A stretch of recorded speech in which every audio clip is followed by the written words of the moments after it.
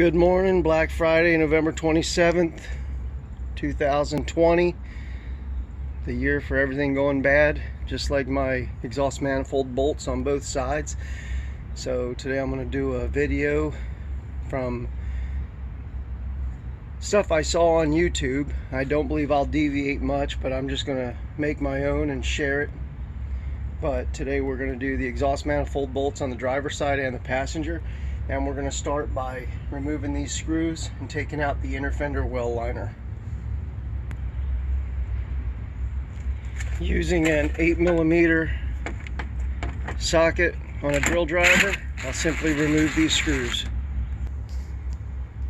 On the driver's side, after you remove the 5 8mm size socket head screws, back here in the back of the fender well, you'll see protruding through are some body panel style bolts. They're probably holding wiring on the other side, and then right down here you have another one you got to pop out, and then that will allow you to remove the driver's side.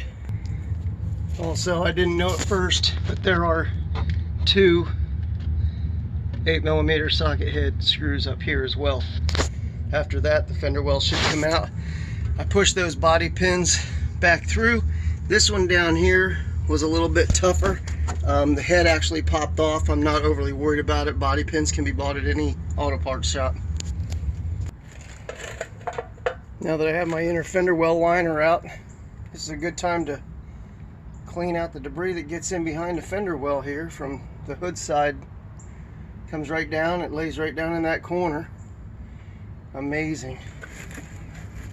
It's several years of unclean-outable stuff. So I'll get that picked out. Getting up inside here, I am on the driver's side. I want to reach back in there and I'm going to spray some Croil penetrating on those exhaust bolts, get them lubed up a little bit, and then I'll see what I have to do to get that manifold out of there.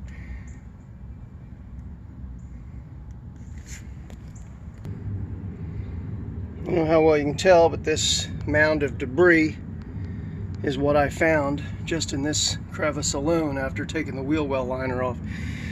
So after 6 years and 80,000 miles, that's the buildup. Alright, after putting a little penetrating oil on, I'm going to reach back in there with a 14mm wrench and take the bolts out. Ram engineers weren't thinking of the home guy when they put that one up there. There's hardly any room to stroke between the floorboard and the frame rail. I recommend if you have a 8.14, you might fare well. Right now I've only got a 6 so I'm going to be turning this thing around probably every stroke on the open end side. As a little tip, I put an extension on my drill driver. I was able to go up from the bottom and take the bottom one out with ease from underneath the truck. It's a straight shot. Once it came out, the whole thing's loose, so I should be able to do this one up here. Yep, just as I thought, almost by hand. You can see I'm reaching back there and I'm already moving it, so a wrench should be easy now. Top one goes last. Alright, I'm not going to lie, this top square nut is spinning in its keeper. Now, I do have it loose, but I can't get this bolt up here backed out. So what I am using is a 14mm 8-point. I'm able to get a single click on a Craftsman 3/8 ratchet. The only problem was that nut was spinning inside of its retainer, its holder. So design is flawed, junk, not surprised. You've seen the oil filters on these things. So now that I got it held back, I'm going to go ahead and finish backing this bolt out. Then I can move to the manifold itself. Yippee! Well, there you have it. It was a piece of cake. Once I was able to start turning a little, I was able to back the rest out with my finger. So, yay, exhaust sides disconnected. So now I'm going to move to the heat shield and other bolts. I pre-lubed this bolt here to the steering arm. I recommend, if you find yourself in the need to separate this, I don't know if it'll turn or not, but it won't hurt to put a soapstone mark or any type of scribe so that you reinsert it in the same orientation and you're not losing like a crooked steering wheel or something like that, or feel like you've missed your alignment just because you put that back in, perhaps a spline or two off. So just a tip, I would scribe that or mark it somehow. So here we go. Using a 10mm socket on a 3/8 drive ratchet, 3/8 extension, I'll start removing the heat shield. Take a look at this. This is on the front side. You can see that the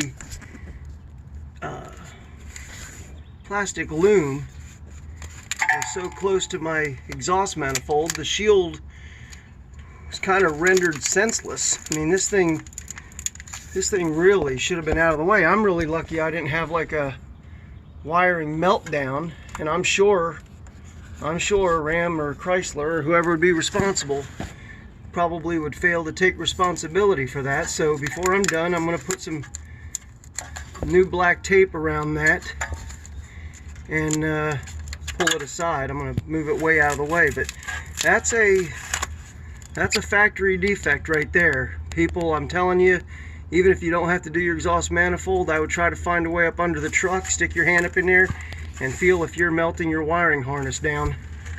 I'm really lucky that I don't see or find any melted through wires, because that could have been bad.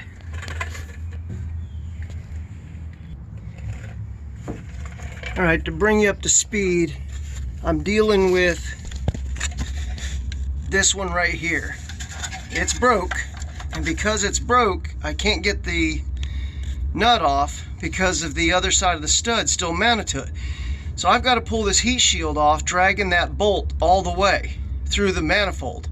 Everybody knows they're about 2.5 inches long. Problem is, over here you have the dipstick tube in the way, which at the moment I'm not in the mood to try to pull out. So I'm gonna have to fight this and finagle and try to get that bottom one out, and then maybe just remold or rebend my heat shield when it goes back together. But what I'm dealing with, I've got to pull it the whole length of the bolt, and the room's not provided, so stay tuned.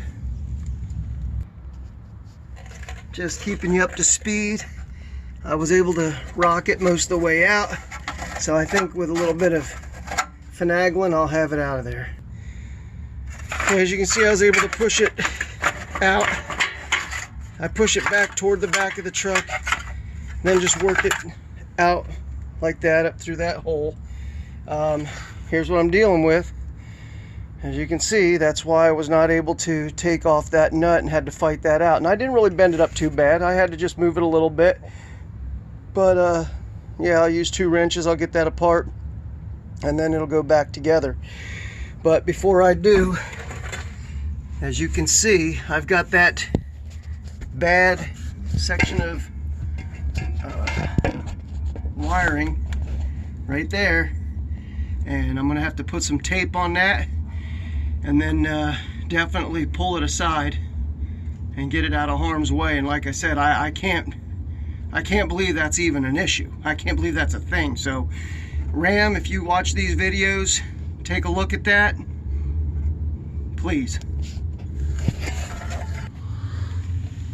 So there you have it, with a 13mm wrench on the stud side, 10mm on the heat shield nut side. I was able to separate it and get it out of my heat shield, so I'm good to go. Okay, I'm getting ready to start taking off my exhaust manifold. These here are 1/2 inch, fits really nice, or 13mm. I believe these are 12. Let me put a socket on real quick and confirm. That way I can keep on motoring.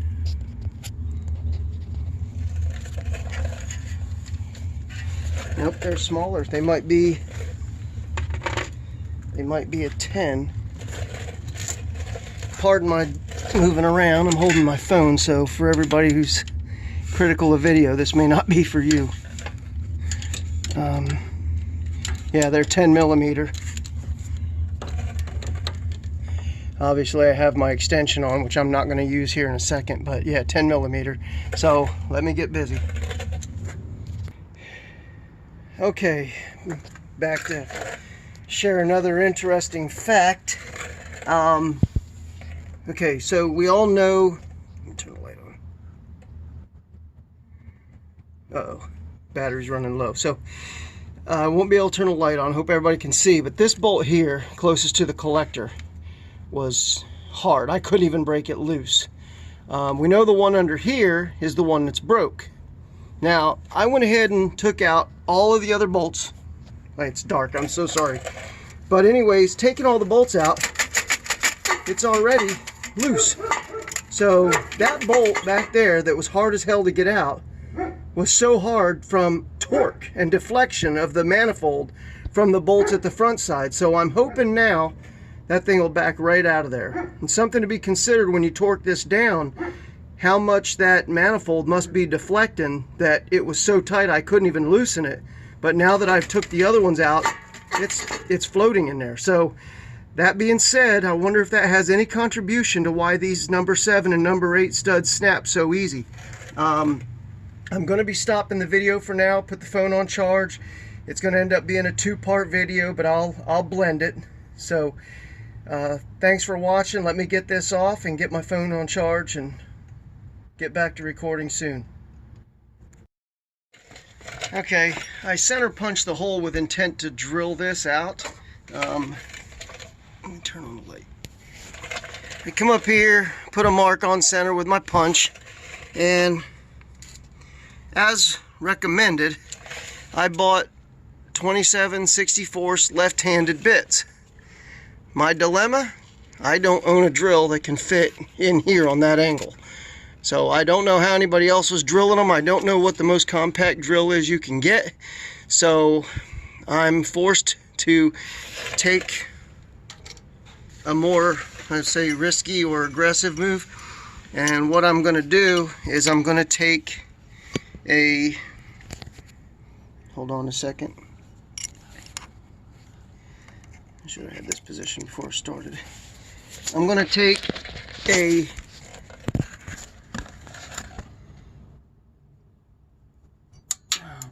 I'm going to take a 5/16 nut. I'm going to hold it up here, and I'm going to plug weld it with my MIG welder right up from the center, and it's going to flood from the stud right into the nut. And then I'm hoping that I can just use that nut and back this right out. That's the plan.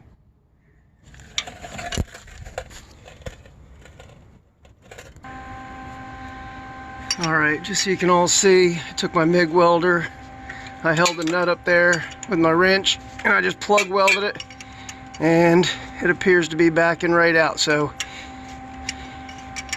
stay tuned for some reassembly video. There you go, there's my stud that I welded a nut to. Backed it up right out of here. You can see since then I took some emery and I scuffed away all the burn.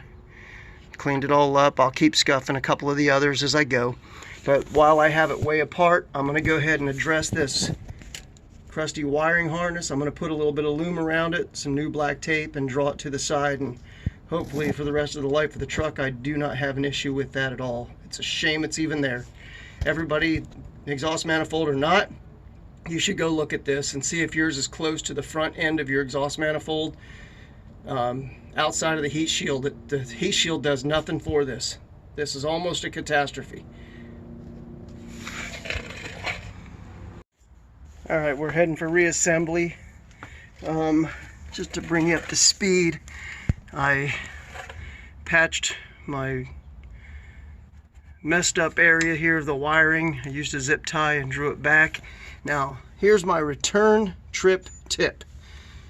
This manifold, to get back in there, you kind of come in here with the ports up, and you want to just sort of twist it, and it goes right up around and it fits in there. Now, I recommend you do this prior to putting the gasket in. That way your gasket's not in there floating around, because you're going to end up putting a stud here where's my finger? Here we go. Put a stud here, and you're going to end up putting a stud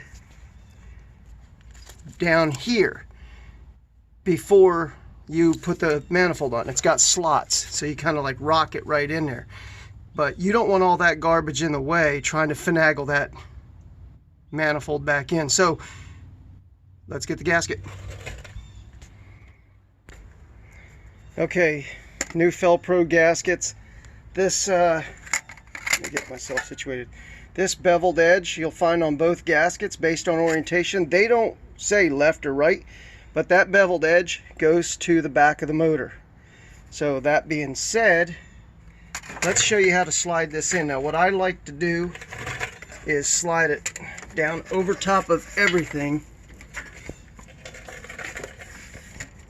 It's hard to do with a camera, but I'm going to try to get it with you guys. And then rock it up in there. Just slide it right up in. And then you can take a couple of your studs and put them in. I put just a dab of Never Seas plain on there just to help run them in by finger. It's aluminum head, so it's not going to bond anyway, so you don't need to really put a whole lot. Let's get it bolted up. Okay, now that I have two studs started, let's see if I can hold the camera and put this up there. I may not be able to, but I'm sure going to try for everyone's sake. I'm trying to be as helpful as I can in this video. I'm going to get that front one on there first. But not a lot of room in here to work, that's for sure. Right there. I'll tell you. Alright everybody, let me put the phone down. It's going to take two hands because there's just no room to move your hand around in between the steering and the oil dipstick tube on this side. So let me get it resting in there, then I'll pick up the video. Okay, all the studs are started, and here's my tip of the day. Run them in. Two things. Remember, aluminum heads. Do it by hand as far as you can. Guarantee that the threads are right. You don't want to make that mistake. I'm just pointing that out. Don't try to run them in from scratch with a tool, because aluminum, you could cross thread them and be in a whole bigger problem in the next 40,000 when this happens again. Second tip is, as I learned just now, don't run any of them in. Don't bottom any out even by hand. Leave them floating, because it sure helps start all the others, because it gets the gasket pinched a little bit misaligned, and then you won't get one started. Once they're all in, start tightening them up. Now, this is ridiculous, but I wrote down the torque spec. I got driver side. You'll see them numbered 1, 2, 3, 4, 5, 6, 7, 8, and they're going to be at 18 foot-pounds. I do not have a 3/8 drive torque wrench. So what I'm going to do is, I know what it took to get them off, and I've been mechanicking for a long time. I'm gonna tighten them down. I'm gonna wing it. Well, what's the difference? 18 foot-pounds. This is the third time around with exhaust manifold studs, so tell me.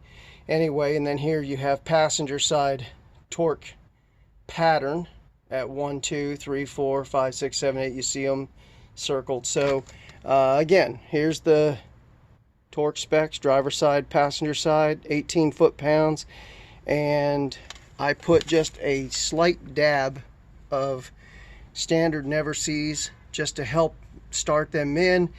And my tip is hand thread as far as you can to ensure you're started, and do not run them all the way in until they're all in. Then you can start to go through the torque spec and pattern. Alright, that's a wrap. I'm going to give up one more tip. The exhaust is back on. I pulled that diagram from the web showing the 18 foot-pounds torque spec, and I'll tell you right now, I put a torque wrench on the one I could reach, and 18 pounds isn't shit. So I think the 18 pounds is probably these nuts, just for the heat shield. That makes a lot more sense, because I think that's even in lines of like what you would torque I don't know, an oil pan gasket down or anything like that, you know, lightweight stuff. So I went ahead and just used my 3/8 drive and just standard deep well socket, and I ran the bolts in on here as tight as they were for me to get off. So I'm okay. I just followed the torque spec. And the other tip I want to give is driver side, the top collector bolt, run that in by hand. If you got to use a wrench or whatever to run it up in here a little bit on the threads, fine. Let this side be different or wide. Go underneath and use your driver to draw it up. You can't get the top one, and over here you only get like one click of a stroke. It's a nightmare. You wouldn't want to try to torque that one. So this is radiused. When you draw this up, it just rocks that tight. You're going to be fine. Now with extra extensions on the other side, you're able to do the top and bottom with a driver. You can get them off. So I already got them off while I was underneath there putting this one on. I ran over and took them off. So all I really need to do now is pop in my fender well. I have to remember to pop these two things back through it and just put it all together. So that's it. That's the driver's side. All done.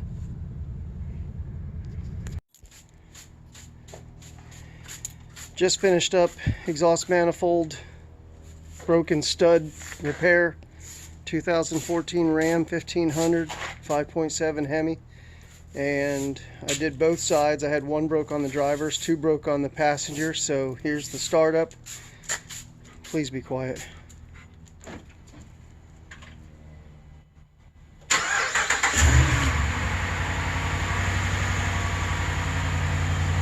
Sounds perfect. 40,000 miles later, I'll do this again.